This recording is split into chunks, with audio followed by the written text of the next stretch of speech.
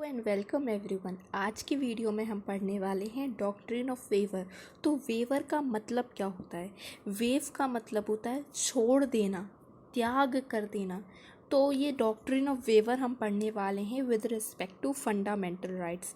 क्या हम अपने फंडामेंटल राइट्स को छोड़ सकते हैं या नहीं? तो ये जो डॉक्ट्रिन है, देखो, ये बेस्ड है कि पर्सन को पता है कि उसके लिए क्या अच्छा है, क्या बुरा है, उसके इंटरेस्ट में क्या है, क्या उसको फ़ायदा पहुंचाने वाला है, क्या उसको नुकसान करने वाला है। तो ये डॉक्ट्रिन उस बेसिस पर है, क्योंकि और इंडिविजुअल को पूरा राइट है कि वो अपने बारे में डिसाइड करे उसे क्या चीज़ चाहिए, क्या चीज़ नहीं चाहिए। पर्सन जो है इंडिया में अपने राइट को वेव कर सकता है। कौन से राइट को वेव कर सकता है? जो स्टैट्यूटरी राइट है, जो कॉन्ट्रैक्ट से राइट हमको मिले हैं, लेकिन वो कॉन्स्टिट्यूशनल राइट और फंडामेंटल राइट्स को नहीं वेव कर सकता है। फॉर एग्जांपल, जैसे कॉन्ट्रैक्ट के केस में क्या होता है कि किसी पर्सन ने कॉन्ट्रैक्ट करा, दो पर्सन ने, और जिसमें जो कंसेंट लिया गया था वो कंसेंट फ्री नहीं था। या तो वो कंसेंट फ्रॉड के थ्रू लिया गया था या अनड्यू इन्फ्लुएंस के थ्रू लिया गया था, लेकिन वो पर्सन फिर भी उस कॉन्ट्रैक्ट के साथ सेटिस्फाइड है। वो उस कॉन्ट्रैक्ट को वॉइड डिक्लेयर नहीं करवाना चाहता है कोर्ट से। वो चाहता है कि ये कॉन्ट्रैक्ट वैलिड रहे। तो यहाँ वो अपने राइट को वेव कर सकता है। यहाँ वो फिर भी कॉन्ट्रैक्ट वैलिड रहेगा। यहाँ वो नहीं कह रहा कि अगर मेरे साथ ज़बरदस्ती की गई है इस कॉन्ट्रैक्ट को करने के लिए, कोई बात नहीं, मैं इस कॉन्ट्रैक्ट से खुश हूँ क्योंकि अल्टीमेटली ये मुझे फ़ायदा पहुँचाने वाला है। तो यहाँ जो पर्सन है वो कोर्ट जाने का राइट अपना वेव कर सकता है। वो कह सकता है कि मुझे ये राइट नहीं अपना चाहिए, मैं नहीं चाहता इस कॉन्ट्रैक्ट को वॉइड करवाना। लेकिन आप फंडामेंटल राइट के केस में ऐसा नहीं कर सकते हो। आप अपने फंडामेंटल राइट को नहीं छोड़ सकते हो, अपनी मर्जी से भी नहीं छोड़ सकते हो। क्यों? क्योंकि फंडामेंटल राइट जो हैं वो इंडिविजुअल के बेनिफिट के लिए तो हैं, लेकिन साथ के साथ जो फंडामेंटल राइट आपको मिले हैं वो as a ground of public policy भी मिले हैं।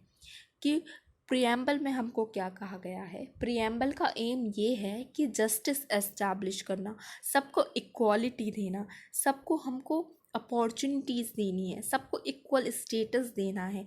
यहाँ स्टेट की ड्यूटी है कि वो इन राइट्स को प्रोटेक्ट करे। तभी तो फंडामेंटल राइट्स जो हैं वो हम स्टेट के अगेंस्ट मांगते हैं, किसी इंडिविजुअल के अगेंस्ट नहीं। तो यहाँ इसलिए स्टेट की रिस्पॉन्सिबिलिटी है कि वो इन राइट्स को हमारे प्रोटेक्ट करे। तो आप फंडामेंटल राइट्स को वेव नहीं कर सकते हो। आप चाहते हो ना फंडामेंटल राइट को वेव करना, तब भी नहीं कर सकते हो। क्यों? क्योंकि आपका इंटरेस्ट तो है उन फंडामेंटल राइट्स में, लेकिन साथ ही साथ जो प्रियम्बल में हमारे एम है वो भी यही चाहता है कि आप फंडामेंटल राइट को ना वेव करें, क्योंकि वो राइट आपके साथ साथ सोसाइटी के लिए भी है। अब हमारे पास इसमें कई केसेस आते हैं, लेकिन आप फंडामेंटल राइट को वेव क्यों नहीं कर सकते हो? तब हम आपसे कह रहे हैं कि इंसान अपने बारे में अच्छा या बुरा जानता है।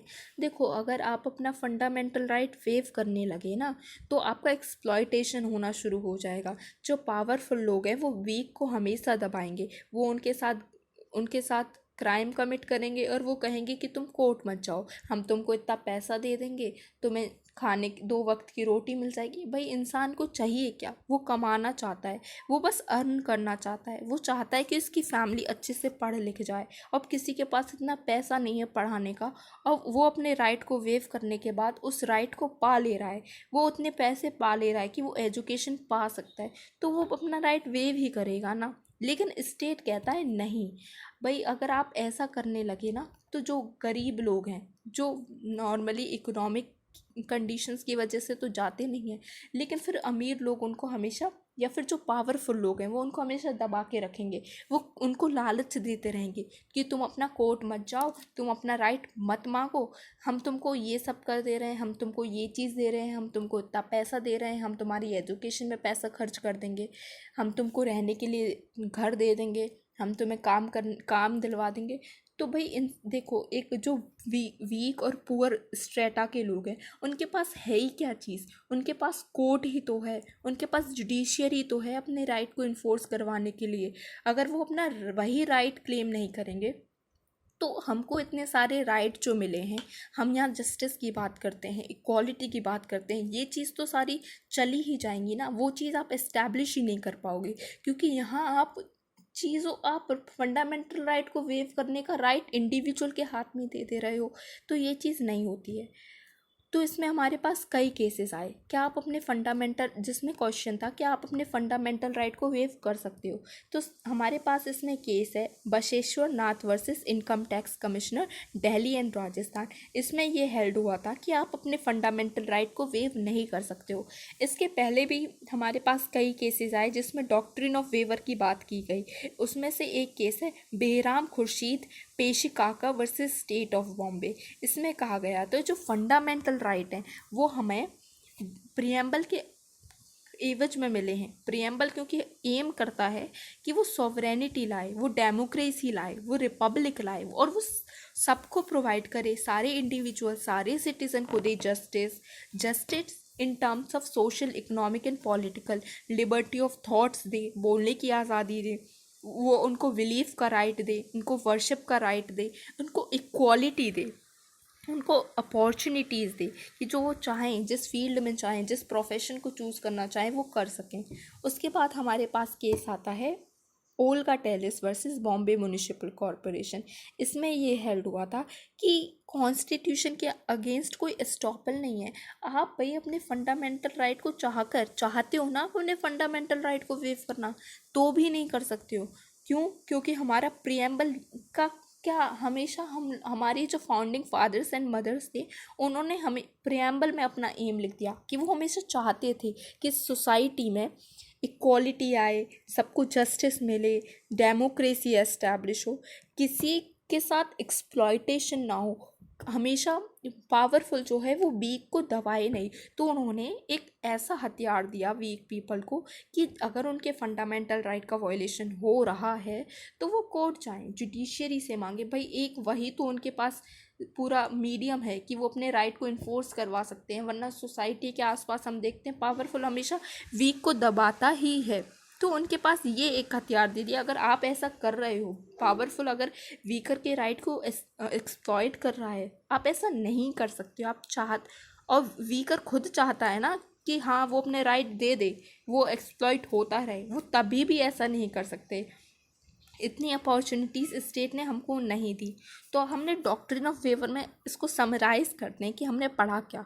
डॉक्ट्रिन ऑफ वेवर ये होता है अपने राइट को रिलिंक्विश कर देना वॉल्यूंटरी, अपनी मर्जी से, क्योंकि इंडिविजुअल जो है बेस्ट जज होता है उसके इंटरेस्ट को, उसको पता है कि क्या अच्छा है क्या बुरा है, क्या उसके लिए सही है क्या गलत है, क्या चीज़ उसको चाहिए और क्या उसको चीज़ छोड़नी है।